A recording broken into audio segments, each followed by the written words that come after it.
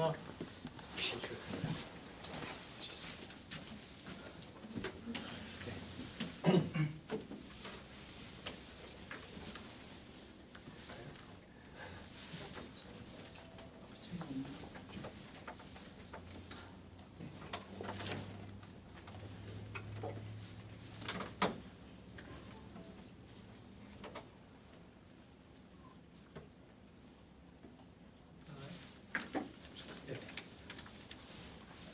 안녕하십니까. MDB 과정 장덕영입니다. 말이 MDB지 다음 주 월요일이 돼야 신학 공부한 지 만 6개월 되는 학생입니다. 신학에 대해서, 신앙에 대해서 성경적으로 초보자니까 제가 이 말을 안 하면 이따가 뒷감당을 하지 못할 것 같아요. 그래서 이 얘기를 하고 시작해야 되니까 감안해 주시길 바랍니다. 저는 이 그리스도인의 자유 이 얘기를 하게 그리스도의 자유가 나오게 된 그 시대적 배경을 먼저 보고 이야기를 시작하겠습니다. 자, 예. 화면이 자꾸 그렇죠. 그러면 제가 이쪽에서 하면 되나요? 이걸 좀 네.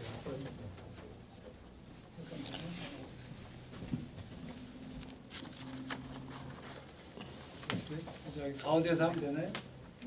그렇죠. 죄송합니다. 그 시대의 배경을 먼저 한번 잠깐 보고 들어가도록 하겠습니다. 그러니까 1521년 4월에 이제 신성 로마 제국 황제 칼 5세가 오름수에서 제국의회를 소집하죠. 이제 각국의 제후와 귀족들을 모아놓고 한가운데 루터를 세워둡니다. 그러니까 일개 쪼무네기에 불과한 루터를 세우고 신문하는 건데, 루터가 이 황제, 대황제를 상대로 그리스도인의 신앙을 버리지 않고서 저항할 수 있었던 그 힘은 어디서 나오는가? 우리는 그 힘을 그리스도인의 자유에서 찾습니다. 이제 한 해 전으로 들어가면 1520년 그 한 해는 루터에게는 굉장히 영적으로 힘든 한 해였어요. 파문을 당하죠. 그렇지만 또 이런 와중에 6개의 논문이 쏟아져 나옵니다. 그 대작이 다 나오고 그해 6월에 교황 레오 10세가 루터 앞으로 이제 파문 교서를 띄우죠. 정확히는 그 6개월간의 유예 기간을 주는 파문 경고 교서입니다. 이 교서가 어떻게 시작하냐면 시편 74편의 문장을 인용하는데, 하나님이여 일어나사 주의 원탕함을 푸시고 그 무지몽매한 자가 종일 주님을 비방하고 돌아다니니 들어서서 하면서 블라블라블라 하고 이제 10편 80편으로 맨 마지막 문장을 하고 끝내죠. 그러니까 뭐냐면 수풀의 돼지가 상해하고 멧돼지 같은 자가 종일 주님의 교회를 휘젓고 돌아다니니 엑스르게 도미네 주여 일어나소서, 주님 일어나소서 이 무지몽매한 루터를 좀 혼내주십시오. 이런 파문 교서를 띄웁니다. 이게 6월 달에 띄웠는데, 그러한 정신적 신경하에서 루터는 8월 달에 그의 빅3라고 할 수 있는 것 중에 첫 번째, 독일 기독교 귀족에게 고함, 그리고 2달 후 10월 달에 그 교회의 바빌론 유수, 이걸 출간하죠. 그리고 출간하고 4일 만에 교황청을 떠난 그 파문 교서가 루터의 손에 들어옵니다. 그러한 가운데, 그리고 11월 달에 쾰른에서 이제 루터의 저서가 일부 소각되는 그러한 수모를 당하죠. 정신적으로 그렇게 고난을 받는 그 영적으로 가장 힘든 시기에 루터는 그리스도인의 자유를 집필하게 됩니다. 12일간 써내려갔다고 하는 이 논문은 그 루터의 신학 사상이 가장 잘 집약되어 있는 작품으로 평가합니다. 이 논문은 크게 2개의 내용으로 나누어져요. 전반부에서 그리스도인의 삶은 무엇인가를 정리한 다음에 후반부에서는 참 그리스도인의 삶은 자유라고 정의를 내려주죠. 이 이야기는 다시 그리스도인은 자유를 어떻게 얻는가, 그리고 그 얻은 자유는 어떻게 사용하는가, 이런 식으로 이야기가 진행됩니다. 어떻게 얻는가? 하느님에 대한 믿음으로. 어떻게 사용하는가? 이웃에 대한 사랑으로. 그래가지고 이 2개의 명제를 믿음과 사랑이라고 하는 두 단어로 압축시켜버리는 느낌을 줍니다.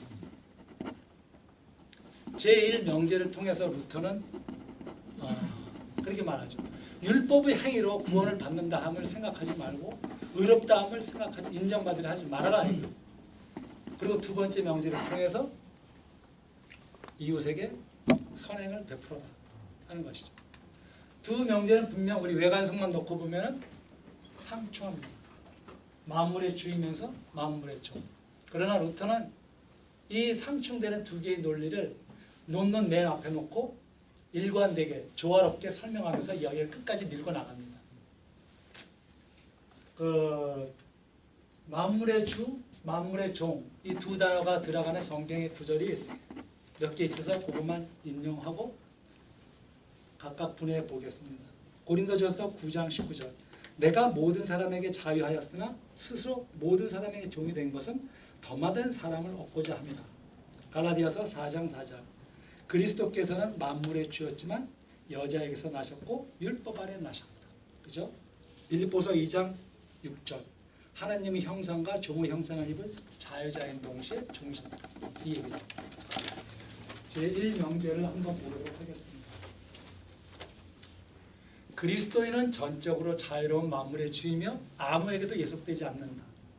이 명제를 표명하기 위해서 루터는 속사람의 이야기를 논리를 표명합니다.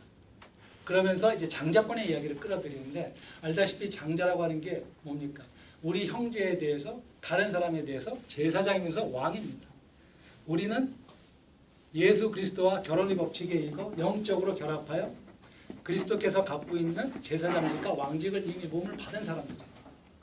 우리는 그리스도에 대한 믿음으로 인해서 만물에 대해서 위로 올려지고 영적 능력으로 만물의 주가 된다고 하는 게 제1명제의 핵심입니다.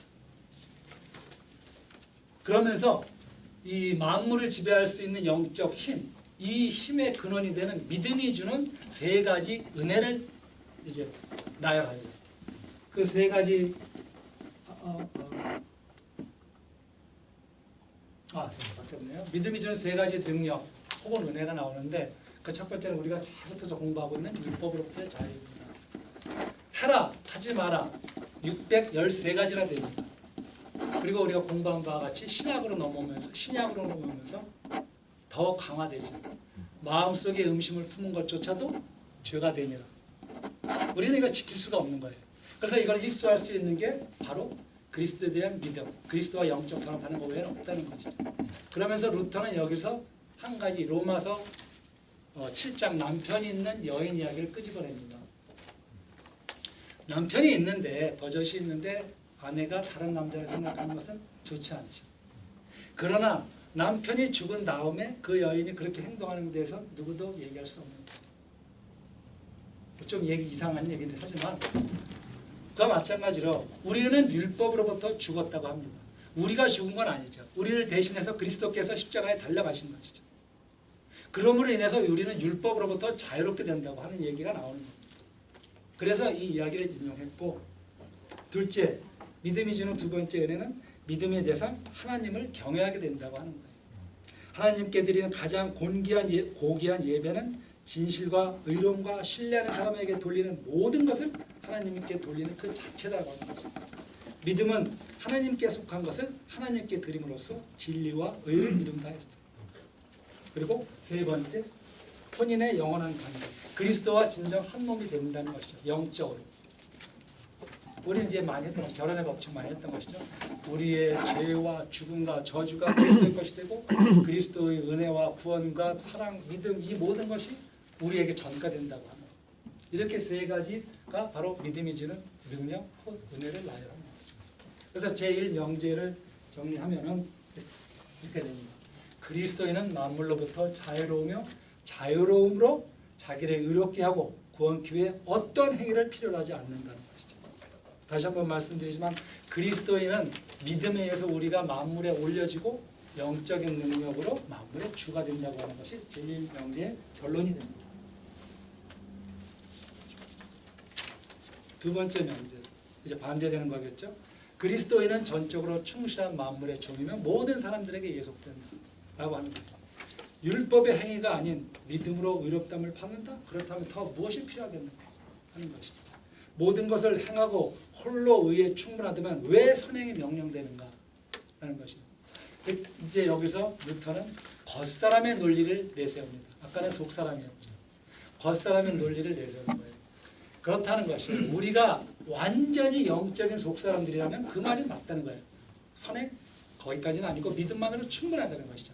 그러나 우리는 그러한 일은 마지막 날에 죽은 자들이 부활할 때 그때나 이루어지는 것이고 그리스도인이 완전히 자유로운 한에 있어서는 일하지 않아도 되나 그가 종인 한에 있어서는 선행을 베풀어야 된다는 거예요. 그러면서 이제 중요한 건 여기서부터입니다. 선행을 해야 되는 이유를 조목조목 밝힙니다. 논문에서 첫째는 크게 두 가지로 나옵니다. 선행의 필요성, 나를 위해서, 이웃을 위해서 이렇게 크게 두 개를 나누죠. 또 이것을 세목세목 하는데 나를 위해서. 근데 저는 이제 논문을 읽으면서 좀 의아한 게 있었어요. 이제 나를 위해서 선행이 필요한 이유 세 가지가 나오는데 이 두 가지는 좀 의외예요.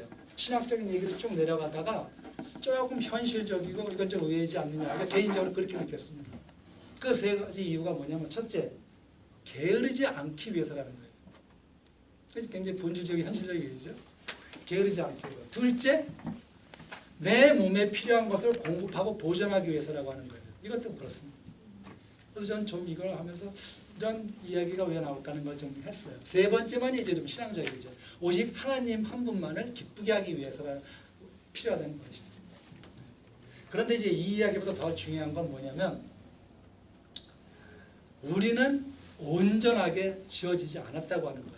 우리는 온전하게 지어지지 않고 옛 아담이 하나님께서 옛 아담을 최초에 창조했던 그 상태로 다시 지음받지 못한 상태이기 때문에 그래서 우리의 믿음은 날마다 자라지 않으면 안 된다라고 강조합니다. 저는 이 문장이 너무 멋있어가지고 형광펜으로 줄을 쳤습니다. 믿음은 자라지 않으면 안 된다. 이게 너무 멋있는 말이에요. 명제보다 오히려 이 말이 저 너무 가슴이 와닿더라고요. 그럼 믿음이 자라지 않으면 안 된다? 이 말은 뭐냐면 우리와 그리스도와의 영적 관계가 매일같이 자라지 않으면 안 된다고 하는 것이죠. 머물면 안 된다고 하는 것입니다. 두 번째, 이웃을 위해 선행이 필요하다. 이웃을 위해 선행이 필요하다. 우리는 죽음의 순간에 있으면서도 결코 자기만을 위해서 살지 않는다고 루터는 이야기를 해요. 이제 이걸 우리 현실로 얘기해서 본다면 이제 뭐 비근한 예로 우리가 그 세월호 사건 그러한 죽음의 순간에 있어서도 그 어떤 그 XX 같은 선장은 자기 살자고 뛰어나오지만 우리는 이제 그런 얘기를 하는 게 아니죠. 그 안에서도 어린 학생들을 살기 위해서 나만 살고자 하지 않는다는 거예요. 그런 것처럼 이런 목적을 위해서 우리 그리스도인들은 다른 사람들을 진실하고 자유롭게 섬길 수 있도록 자신의 몸을 쳐서 복종시킨다고 했습니다. 루터. 이것도 멋있는 말이죠. 그러면서 이웃을 위해 선행이 필요한 이유로 세 가지의 비유를 듭니다. 그 첫 번째가 우리가 다 알고 있는 선수선과입니다. 마태복음 7장 18절 선수선과죠. 좋은 나무에서 좋은 열매가 나오고 좋은 열매가 나오면 그것으로 미루어 나무는 좋은 나무다라는 것이죠. 그러니까 루터는 여기서 근데 슬쩍 숟가락을 얹어요. 자기 나름대로 하나에 더 비유를 합니다. 루터가 뭐라고 했냐면 좋은 건축가가 좋은 집을 짓고 그 집이 잘 지어졌으면 건축가는 좋은 건축가다. 이렇게 판단을 합니다. 그런 것이죠. 근데 이제 중요한 건 이게 뭐냐면 이런 나열된 얘기가 아니라 그 우리는 행위의 그 너머를 보아야 된다고 하는 거예요. 율법에 관한 행위에 관한 율법에 가르친 그 너머를 보자는 것이지. 행위가 어떤 행위냐 그걸 보지 하자는 게 아니고 그 행위를 하는 사람이 어떤 사람이냐, 선한 사람이냐 악한 사람이냐를 구분하는 기준이 되는 것이죠. 그거를 보자는 것이죠. 둘째, 그리스도의 두 형상. 이게 마침 다 빌립보서 2장 6절 나왔던데 아까 나왔던 그거죠. 그는 근본 하나님의 본체시나 하나님과 동등됨을 취하지 아니하시고 오히려 자기를 비워 종의 형상을 띠고 사람으로 되셨으며 사람의 모양으로 나타나서 자기를 낮춰 죽기까지 복종하였으니 이 말이 여기서도 나오는 거죠. 근데 여기서도 또 그 성경 구절보다 더 멋있는 말이 나오는데 루터가 한 말이죠. 우리 그리스도인은 이래서 각자 이웃에 대해서 작은 그리스도가 되어야 한다고 말이 여기서 나옵니다. 이 말도 너무 멋있어서 형광펜 쳤어요. 세 번째 이제 왕자들의 세금 납부 문제. 이건 그거죠. 이제 예수께서 이제 가버나움에 있을 때 그 세리들이 세금 거들어 왔을 때 시몬 베드로가 이제 그런 얘기를 하는 거죠. 그 왕자들은 세금을 내지 않아도 되지 않느냐 뭐 이런 얘기 하실 때 시몬 베드로가 뭐 그렇다라고 이렇게 흥정한 적이 있어요. 그랬는데도 불구하고 그래도 나가서 물고기 잡아와 입을 열면 거기 동전이 있을까 이것을 나와 너를 위해서 내라 이렇게 되어 있습니다. 그래서 성전세 내는 그 얘기 이런 걸로 해서 우리는 내가 그 왕자임에도 불구하고 왕자의 그 지위를 떠나 자유로이 복종하여 세금을 낸다는 이런 얘기가 나오죠. 이웃을 위해서 선행이 필요한 일은 이렇게 됩니다. 제2명제의 결론입니다. 그리스도를 믿고 서로에게 작은 그리스도가 되어 그리스도께서 우리에게 행하신 것처럼 우리가 이웃에게 선행한다면 그리스도가 떠나 계신 것이 아니고 우리 안에 거하고 계신 것이다. 그리스도인은 자기 자신 안에서 사는 것이 아니라 그리스도 안에서 그리고 이웃 안에서 사는 것이다. 그렇지 않으면 우리는 그리스도인이 아니다. 이렇게 두 개의 명제를 결론을 내립니다. 그리스도 안에서 사는 것은 믿음으로 사는 것이고 이게 제1명제의 핵심이죠. 이웃 안에서 사는 것은 사랑으로 사는 것이다. 제2명제의 핵심이에요. 그래서 우리 그리스도는 믿음으로 말미암아 하나님께 올려지고 사랑으로 말미암아 자기를 낮춰 자기 이웃에게로 데려간다. 이렇게 되어 있습니다. 이 소논문은 크게 결국 제1명제는 믿음이라는 말로 제2명제는 사랑이라는 말로 압축이 되는데 이제 또 하나 제가 또 이상한 거를 이 논문에서 발견했어요. 이게 뭐냐면 루터는 좀 뜬금없는 얘기를 하나 여기서 나와요. 이게 짤딱막 이제 맨 마지막 페이지에 나오는데 믿음, 사랑. 그럼 뭐가 하나 나왔죠? 소망. 근데 우리는 지금 믿음과 소망과 사랑 그중에 제일은 사랑이다. 이 얘기를 하려고 하는 건 아닌 것 같은데 뜬금없이 루터가 논문의 맨 뒷부분에 소망에 대해서 세 줄 딱 긋고 얘기가 나오는데 이거는 집중력 부족인 것 같아요. 이 얘기 할 얘기가 아니라고. 거기 보면은 주님께서 우리에게 주시고 우리로 하여금 세오디닥티 곧 하느님에 의해 가르침을 받는 자들이 되게 하시며 그의 율법을 우리 마음 가운데 기록하시도록 하려는 기도가 필요하다. 그렇지 않으면 우리에게는 소망이 없다. 그렇긴 한데 이 말이 틀린 건 아니지만 이 얘기를 왜 넣는지 모르겠어요. 하여튼 그렇습니다. 하여튼 이제 마지막입니다. 그리스도 안에서 사는 것은 이거 했죠. 그래서 그리스도인의 자유에서 밝힌 이 명제들은 루터가 살던 자기 시대의 오류와 싸우고 성경의 영원한 진리를 분명히 밝히면서 로만 카톨릭의 그릇된 교리를 접하는 것에 있다. 이렇게 돼서 얘기가 마칩는데 저는 이제 논문을 읽으면서 아주 우연히 하나 발견된 게 있어요. 그래서 참고사항으로만 한번 넣어봤습니다. 그래서 하이델베르크 요리문답 이게 루터의 제1, 제2 명제와 유사한 부분이 하나 있더라고요. 129개 항으로 되어 있는데 그중 55번째 항이 이제 저는 그거 하나만 알고 있어요. 찾아냈으니까. 뭐냐면 첫째, 이 성도의 교제라는 얘기입니다. 성도들은 공동체의 일원으로서 그리스도 안에서 그의 모든 은사에 그 그리스도와 교류하며 그리스도가 갖고 있는 부요와 은사에 참여한다. 믿음으로. 둘째, 성도들은 자신의 은사를 다른 사람을 위해 기꺼이 사용하는 것을 의무로 생각한다. 이웃에 대한 선행과 사랑으로. 여기 비슷한 게 있어서 한번 인용해 봤고요. 루터의 신학사장이 가장 잘 집약되어 있는 게 그리스도인의 자유라고 하는 논문입니다. 그리고 그리스도인의 자유가 성경에서 가장 잘 나타나 있는 부분이 갈라디아서라고 생각합니다. 갈라디아서 6개의 장으로 되어 있는 이 갈라디아서가 그 5번째 장하면 분명히 타이틀이 이렇게 되어 있어요. 그리스도인의 자유와 사랑 하고 제5장에 딱 타이틀이 달려 있어요. 5장 1절 그리스도께서 우리를 자유케 하려 자유를 주셨으니 그러므로 굳건하게 서서 다시는 종의 멍에를 매지 말라. 이 얘기가 나오죠. 5장 13절 자유를 육체의 기회로 삼지 말고 사랑으로 서로 종노릇 해야 한다. 라고 이웃에 대한 사랑을 한 번 더 강조하게 됐기 때문에 참조해봤고요.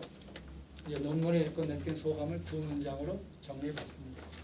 그리스도인의 자유는 성령이 이끄는 삶을 통해 의의 열매를 맺으며 언제나 하나님과 그의 사랑 가운데 머문다. 진정한 자유는 하나님으로부터 나온다고 저는 배웠습니다. 감사합니다. 질문 혹시